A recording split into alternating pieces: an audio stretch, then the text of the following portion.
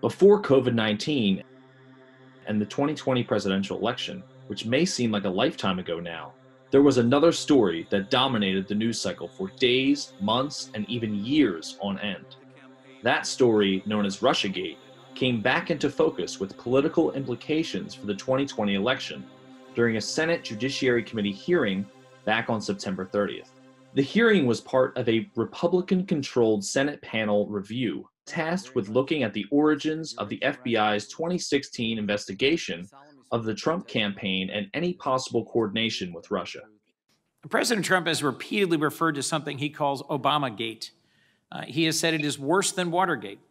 Are you aware of any evidence that President Obama or former Vice President Biden has committed any federal crime? None. That exchange was one overlooked but key moment from an over 4-hour-long Senate Judiciary Committee hearing.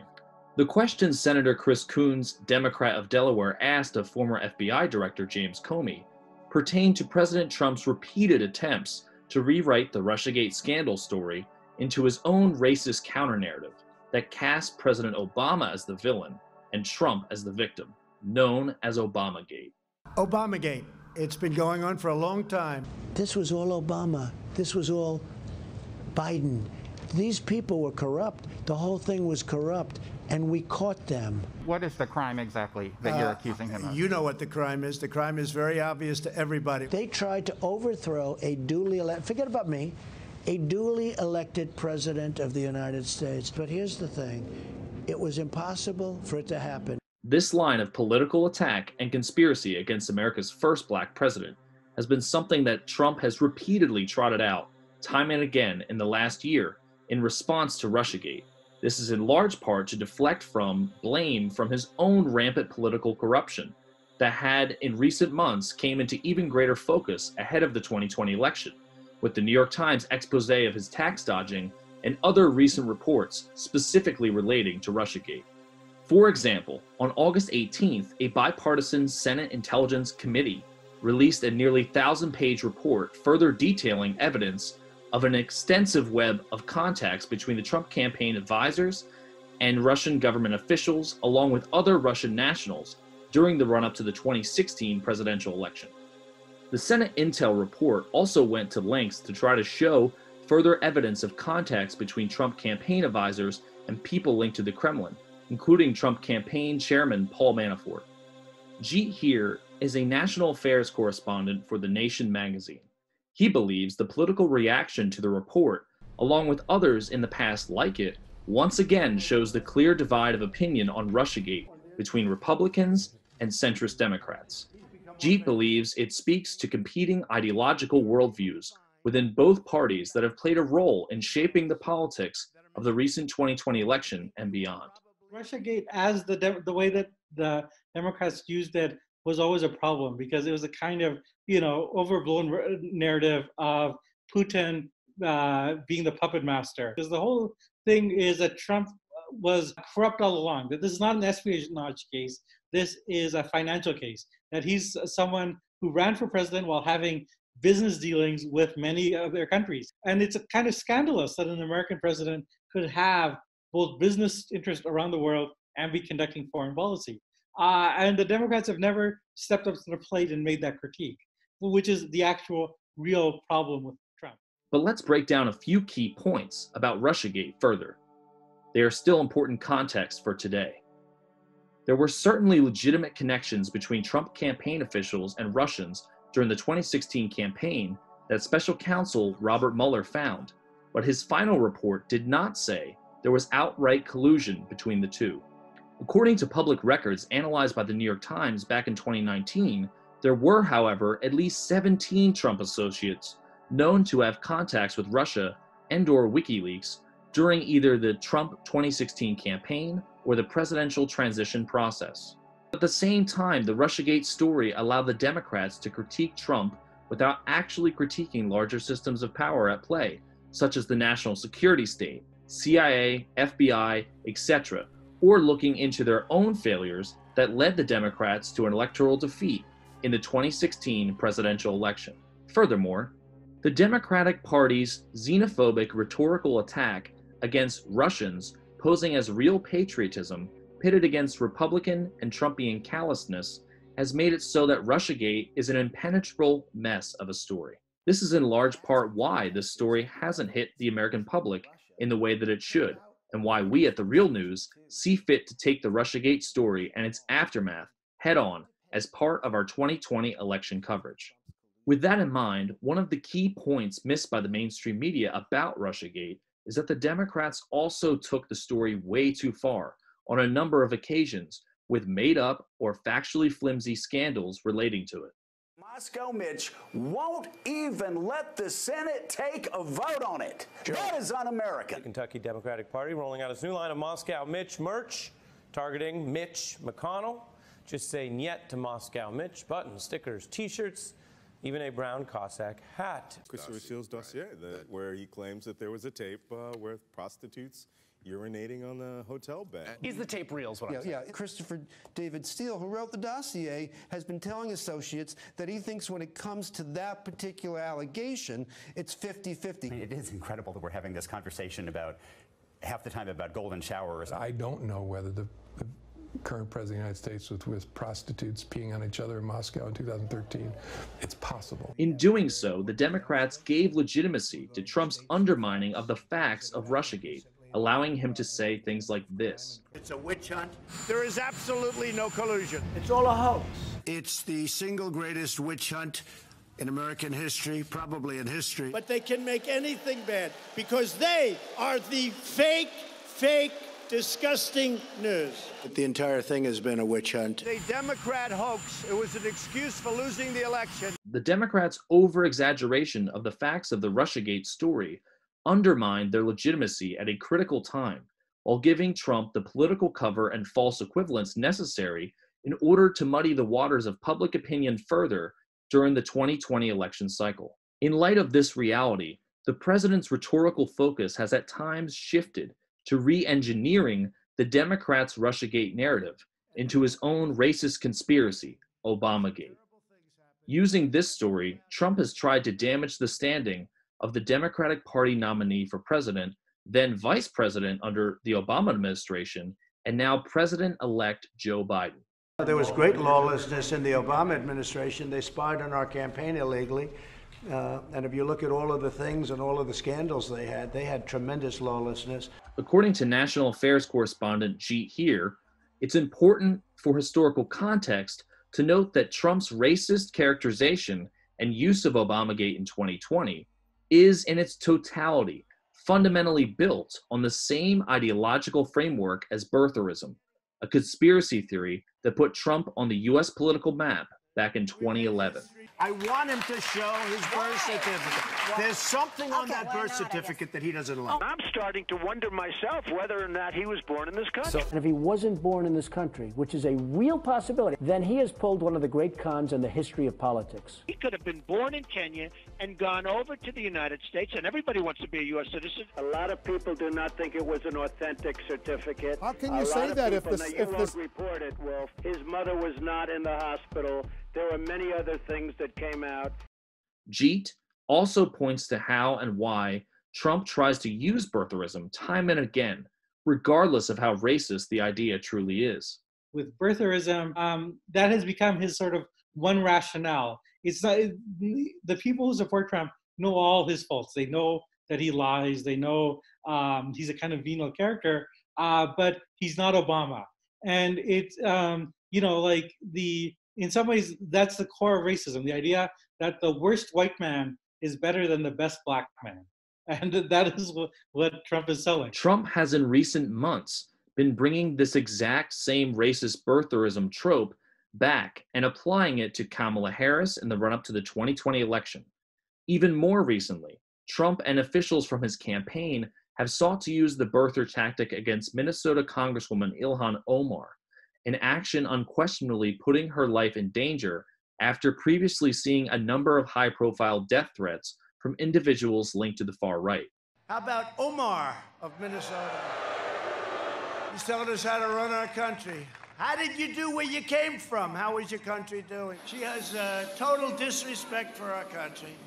And I think she has hatred for our country. A Trump campaign advisor, Steve Cortez, then doubled down on these attacks in a blatant lie, directly questioning Congresswoman Omar's U.S. citizenship during a TV interview. This shows that birtherism and racism against people of color in this country is clearly endemic to the moral ethos of Trump's personal character. This is something that he can't stop himself from using and trying to use politically to get out of and/or distract from scandals like Russiagate. The president does this even knowing the clear potential for its danger when America is living in an unprecedented moment in history, one where there are far-right wing and neo-fascist militias ready to bring violence to the streets if Trump is not declared the victor of the 2020 election, even after Joe Biden has already won. Trump's reflexively relying on birtherism as a political tactic clearly shows him also to be too inept in articulating the actual legitimate policy concerns that some observers on the left outline as the real scandal of Obamagate. A key example of this policy concern is presidential power overreach under the Obama administration, described in detail by Glenn Greenwald in The Intercept. Quote, "The Justice Department's Inspector General, Michael E. Horowitz, and his team uncovered the staggeringly dysfunctional and error-ridden process in how the FBI went about obtaining and renewing court permission under the Foreign Intelligence Surveillance Act, or FISA, to wiretap Carter Page, a former Trump campaign advisor," end quote. Additionally, The Intercept spoke to David Kurtz, an expert in FISA who oversaw the Justice Department's National Security Division in the Obama administration. Kurtz told The Intercept, quote, "These errors are bad. If the broader audit of FISA applications reveals a systemic pattern of errors of this sort that plagued this one on Carter Page, then I would expect very serious consequences and reforms," end quote. Matt Taibbi also provides a focused and robust critique of the Obama administration and the Democratic establishment's tangible and dubious actions that, in part, led to the Russiagate investigation. There are various interpretations of what happened with Russiagate, even if you think that ultimately there wasn't a case there that he was engaged in some kind of conspiracy with the Russians.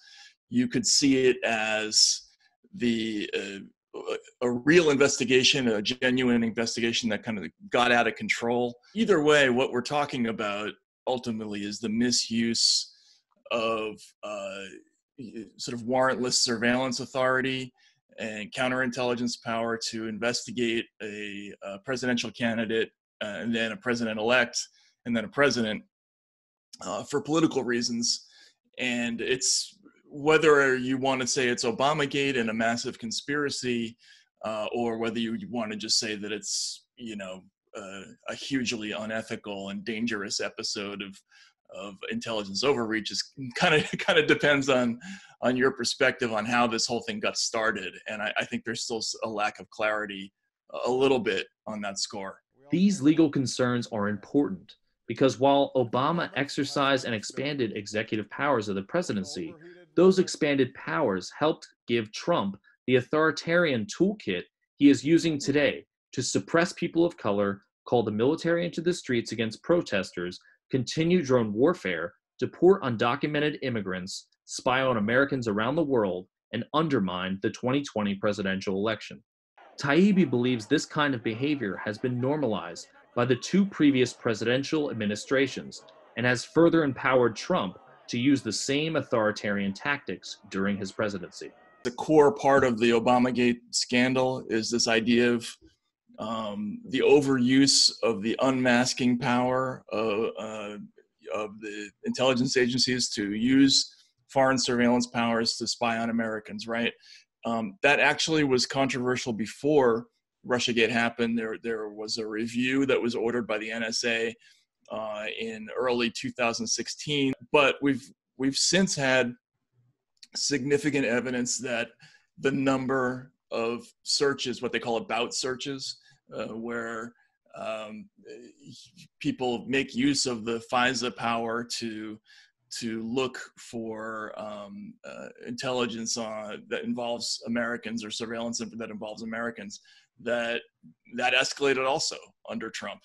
Expanding all those executive authority all those authoritarian devices.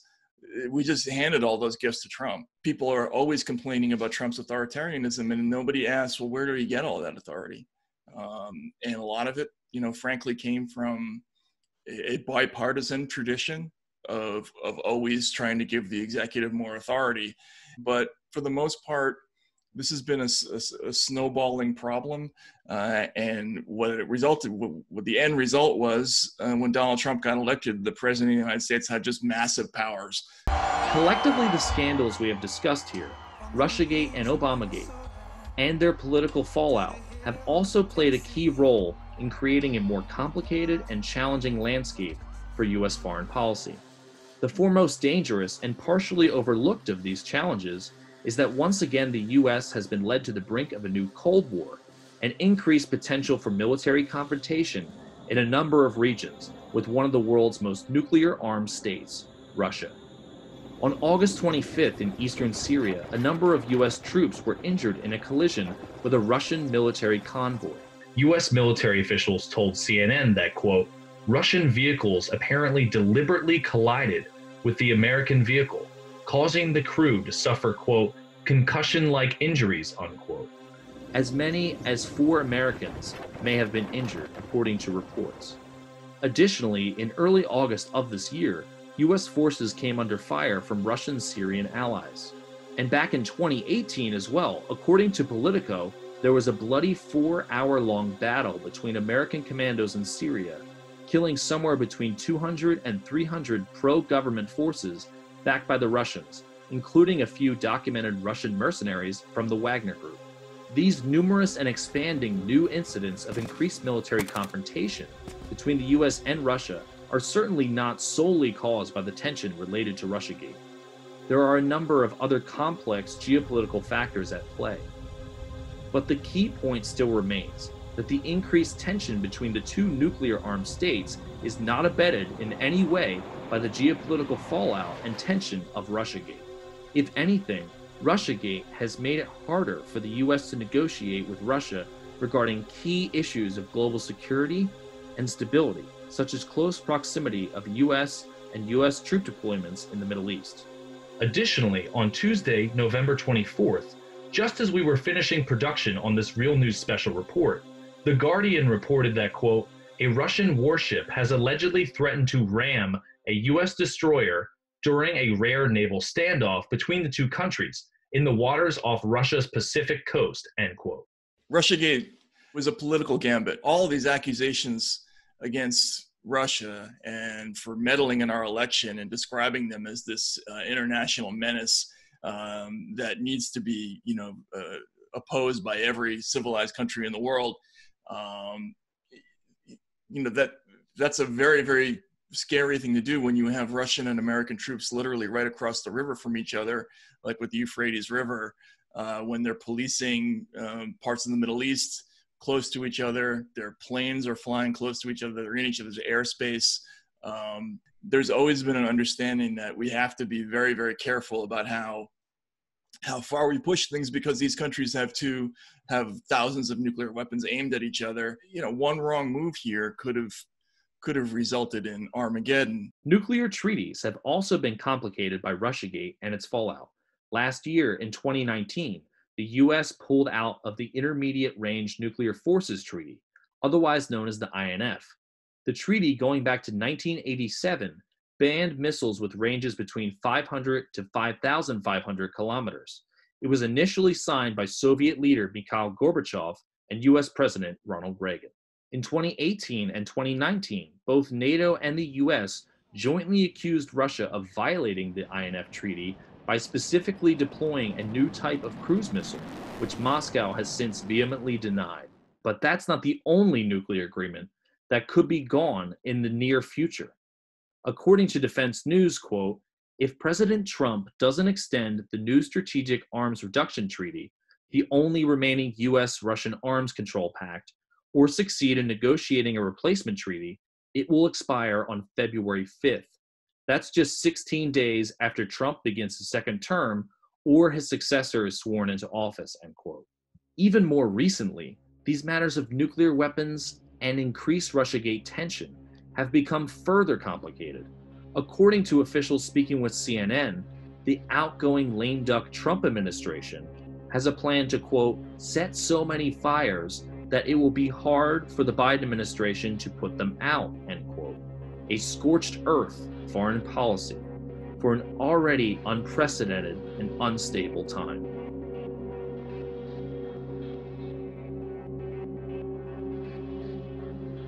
For The Real News, I'm Andrew Corkery.